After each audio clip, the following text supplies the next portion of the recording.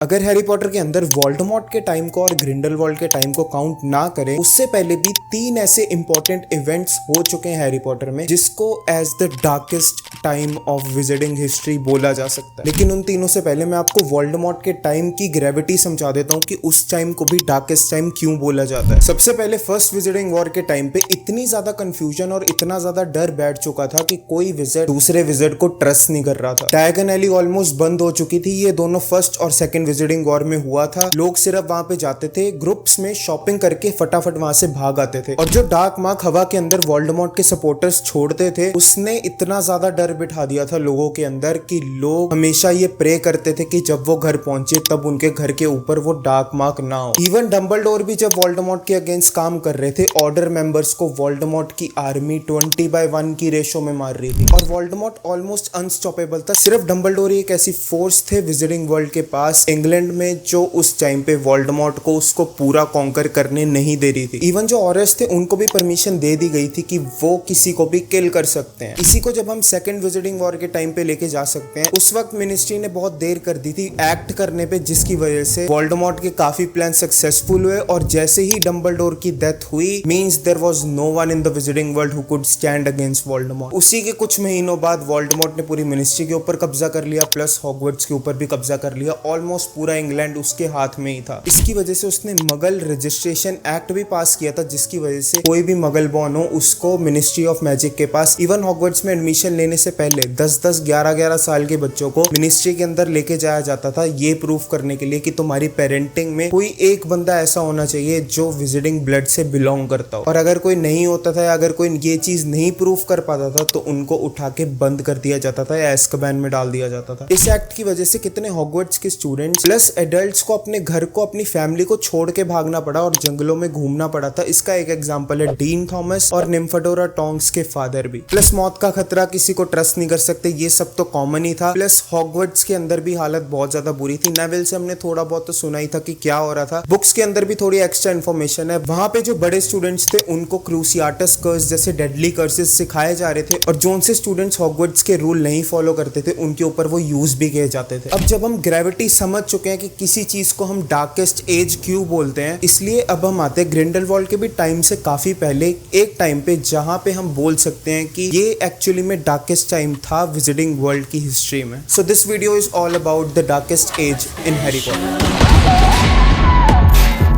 सबसे पहले मैं ये क्लियर कर देता हूँ कि ये जो 3 इवेंट्स है इसके बारे में इंफॉर्मेशन बहुत कम है रिलायबल सोर्सेज से। फैन थ्योरीज में जाए तो फिर कोई हद ही नहीं है, लोग कुछ भी बनाते हैं। तो जो वो 3 इवेंट्स है इसमें से एक की इंस्पिरेशन जेके रोलिंग ने एक्चुअली हिस्ट्री से ली है। अगर आपको सेलम विच ट्रायल के बारे में पता है तो ये जो कहानी है जिसको विजिटिंग वर्ल्ड में विच ट्रायल हंट भी बोला जाता है, ये वहीं से इंस्पायर्ड है। तो ये वो टाइम था जब स्टैच्यू ऑफ सीक्रेसी एक्चुअली में एग्जिस्ट नहीं करता था और विचेस और विजिट्स के पास कोई ऑब्लिगेशंस नहीं थी मगल सिर्फ छुप के रहने की। तो जैसे हमारी एक्चुअल हिस्ट्री में हुआ था, वुमेन्स को परसिक्यूट किया जाता था, उनको जिंदा जला दिया जाता था सिर्फ एक एलिगेशन पे कि ये विच है। वही चीज सेम विजिटिंग वर्ल्ड में भी हुई थी। विजिटिंग वर्ल्ड के अंदर भी सेलम विच ट्रायल हुआ है और उसके अंदर भी कितने ज्यादा विचेस और विजिट्स मरे हैं। विचेस और विजिट्स अपनी फैमिली के साथ इतना डर में रहते थे कि वो किसी को डिस्क्लोज ही नहीं करते थे कि वो विजिट्स है। प्लस उन्होंने टाइट कॉलोनीज बनानी शुरू कर दी थी जहां पे सिर्फ विजिट्स अपने ग्रुप के बीच में ही रहते थे, जैसे गॉड्रिक हॉलो, हॉग्समीड, ये सब कुछ ऐसे एग्जांपल्स हैं। पर इस टाइम पे कुछ ऐसे विजिट्स भी थे जो बार बार कैप्चर होते थे मगल्स के द्वारा और ये लोग जिंदा जलते थे, लेकिन ये लोग एक फ्रेम फ्रीजिंग चार्म वहां पे यूज कर देते थे जिसकी वजह से ये सिर्फ वहां पे एक्टिंग करते थे कि ये चिल्ला रहे हैं और इनको उस आग से कोई फर्क नहीं पड़ता था। और इसका मेंशन हैरी पॉटर की बुक्स के अंदर भी हुआ है। तो ये one of the darkest time इसलिए है क्योंकि इसी की वजह से स्टैच्यू ऑफ सीक्रेसी की फॉर्मेशन हुई थी ताकि पूरी इंटरनेशनल कम्युनिटी और पूरे विजिटकाइन मगल से बचे और ऐसे विच ट्रायल्स आगे इन फ्यूचर में ना हो जिसकी वजह से इन्हें प्रोसिक्यूट किया जाए। और स्टैच्यू ऑफ सीक्रेसी आने के बाद कितनी ज्यादा चीजों पे बैन हुआ, कितनी ज्यादा चीजों को मना किया गया और कितने ज्यादा लोगों ने अगेन बड़े बड़े विलेजेस बनाने शुरू कर दिए अपने आप को बचाने के लिए। तो जो अगला हमारी लिस्ट में है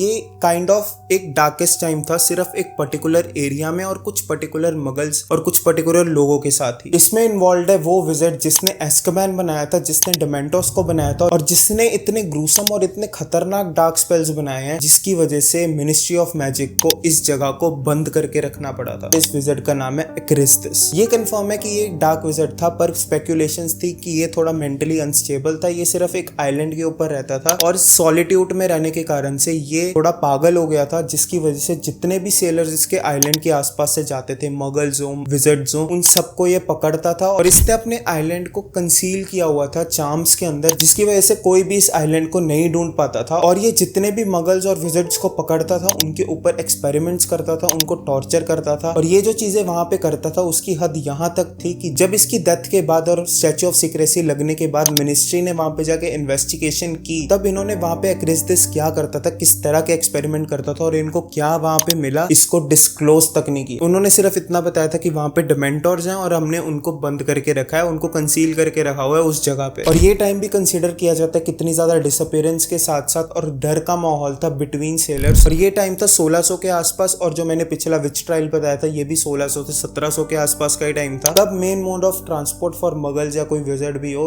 जिसने लॉन्ग ट्रिप पे जाना है, वो सी ही थी, जिसकी वजह से सी में जाना भी मुश्किल हो गया था। तो इसकी डेथ के बाद ही एस्काबान को कंसीडर किया गया एज अ सेल यूज कर सकते हैं, क्योंकि ये सोच रहे थे कि डेमेंटोस को हम किसी काम पे लगा सकते। इसके बाद जो डार्केस्ट एज आती है, इसके बारे में अगेन इन्फॉर्मेशन बहुत कम है, पर इतना पता है कि टोटल 3 या 4 गॉब्लिन रिबेलियंस हुए थे और उस टाइम पे विज़ार्ड्स और गॉब्लिन्स दोनों जाने लड़ रहे थे एक दूसरे के साथ। गॉब्लिन्स चाहते थे कि विज़ार्ड्स इनको बताएं कि ये किस तरीके से अपनी वॉन्ड्स बनाते हैं ताकि ये लोग भी ये कर सके। प्लस गॉब्लिन्स अपने राइट के लिए भी फाइट कर रहे थे, क्योंकि डंबलडोर भी ये मानते हैं कि विज़ार्ड्स ने कितने ज्यादा क्रीचर्स, मैजिकल क्रीचर्स को अपने बीनीथ ही रखा है, अपने से छोटा ही माना है, और इसकी वजह से ही ये गॉब्लिन्स अपने राइट के लिए भी लड़ रहे थे और ये भी बोल रहे थे कि हमें वॉन्ड्स बनाने का मैजिक सिखाओ। प्लस विज़ार्ड्स ये डिमांड कर रहे थे कि हमें ये बताओ कि तुम अपने गॉब्लिन में आर्मर कैसे बनाते हो। तो ना गॉब्लिन्स की साइड से कभी कुछ हुआ, ना विज़ार्ड्स की साइड से कुछ हुआ, और इन दोनों ने मर्सिलेसली एक दूसरे को मारा कितने ज्यादा वॉर्स के अंदर। इनकी आपस में बैटल्स का स्केल इतना ज्यादा बढ़ गया था कि उस टाइम का जो मिनिस्टर ऑफ मैजिक था उसको रिजाइन करना पड़ा अपनी पोस्ट से, क्योंकि वो विज़ार्ड काइंड को सेफ नहीं रख पा रहा था। प्लस जो अगला मिनिस्टर ऑफ मैजिक भी आया उसको भी 2 हफ्ते के अंदर अंदर ही रिजाइन करना पड़ा, क्योंकि ये उसके बस की काम भी नहीं थी। कुछ इन्फॉर्मेशन जो बुक्स के अंदर दी गई है वो बोला जाता है कि हॉग्समीड के अंदर इनका एक हेडक्वार्टर था जहां से ये सारे ऑपरेशंस करते थे। इवन 18th सेंचुरी के बाद भी गॉब्लिन्स को कुछ राइट मिले थे, लेकिन विज़ार्ड्स ने तब भी नहीं ये शेयर किया कि वॉन्ड्स को कैसे बनाया जाता है, ना गॉब्लिन्स ने ये कभी शेयर किया कि वो मेटल पे क्या वर्क करते हैं। और ये फ्यूड आज तक चलता आ रहा है विज़ार्डिंग वर्ल्ड के अंदर। ग्रिपुक जो था वो हैरी को ये बोलता भी है कि तेरे अंदर विज़ार्ड एरोगेंस है, लेकिन वो बाद में एडमिट भी कर लेते कि हैरी थोड़ा डिफरेंट है बाकी सारे विज़ार्ड काइंड से। और गॉब्लिन्स ये भी मानते थे कि अगर किसी गॉब्लिन ने कोई चीज बना दी है तो ये उस गॉब्लिन की होती है, चाहे तुमने उसको खरीदा भी हो। वो ये सोचते थे, फॉर एग्जांपल अगर उन्होंने एक सॉर्ड बनाई है, जैसे ग्रिफिंडोर की सॉर्ड उन्होंने ही बनाई थी, तो जब उन्होंने ये सॉर्ड गॉड्रिक ग्रिफिंडोर को दी, तब उनकी डेथ के बाद ये सॉर्ड वापस गॉब्लिन्स के पास आनी चाहिए। जो विज़ार्ड्स के हिसाब से ये नहीं है, विज़ार्ड्स के हिसाब से ये होता है कि अगर उन्होंने तुम्हें पे किया तो वो चीज उनकी होती है। और इसके बारे में मैंने एक पहली वीडियो में भी बात किया हुआ है जो आप यहाँ पे देख सकते हो, जहाँ पे मैंने बताया था कि कैसे गॉड्रिक ग्रिफिंडोर के पास एक गॉब्लिन ने अपनी आर्मी को भेजा था उससे सॉर्ड लेने के लिए, क्योंकि उसको लगता था कि उसने जो ग्रिफिंडोर की सॉर्ड बनाई थी वो कुछ ज्यादा ही मास्टरपीस बना दिया था और वो उसको नहीं देना चाहता था, जिसकी वजह से ग्रिफिंडोर ने फिर लड़ाई करके उनको भगा दिया था। So this was it for the video. Channel को सब्सक्राइब कर सकते हो, और भी वीडियोस हैं वो भी देख सकते हो, प्लस मेंबरशिप भी ऑन हो चुकी है and you know what to do. So see you. We don't take advantage of the beauty.